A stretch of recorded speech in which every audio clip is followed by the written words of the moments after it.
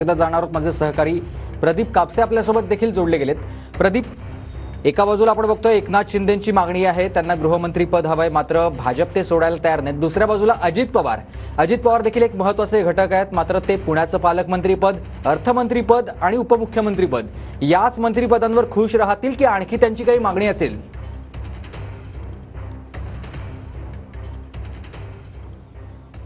सुमित, अगदी बरोबर आहे। खरं तर राष्ट्रवादीकडून आणखी काही खात्यांची मागणी जी आहे ती महायुतीमध्ये केली जाऊ शकते।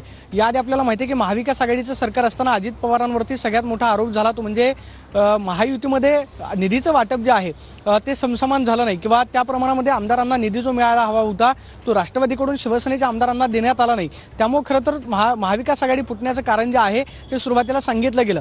मात्र आता खरं तर मुख्यमंत्री पद जरी मिळालेलं नसलं किंवा जरी मिळणार नसलं तरी सुद्धा महत्त्वाची खाती जी आहे ते पदरामध्ये पाडून घेऊन महायुतीमध्ये आपला एक अंकुश जो आहे तो ठेवण्याचा प्रयत्न जो आहे तो या मोठ्या खात्यांच्या माध्यमातून केला जाऊ शकतो।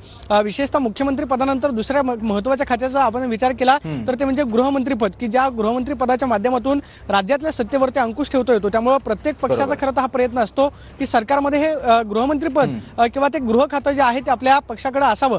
मात्र या गृह खात्यावरूनच खरं तर भाजप आणि शिवसेनेमध्ये रस्सीखेच जे आहे ते आपल्याला पाहायला मिळते। जर कदाचित मुख्यमंत्री पद जर मिळणार नसेल तर गृहमंत्री पद जे आहे ते आपल्या वाट्याला येतं का यासाठी प्रयत्न केले जातात। मात्र दुसऱ्या बाजूला अर्थ खातं जे आहे ते म्हणजे मुख्यमंत्र्यांनंतर खरं तर आमदार बरोबर आहे, आमदारांकडून देखील मागणी होते मंत्रिपदासाठी आणि त्या सगळ्या संदर्भातली आता प्रयत्न या सगळ्या मंत्र्या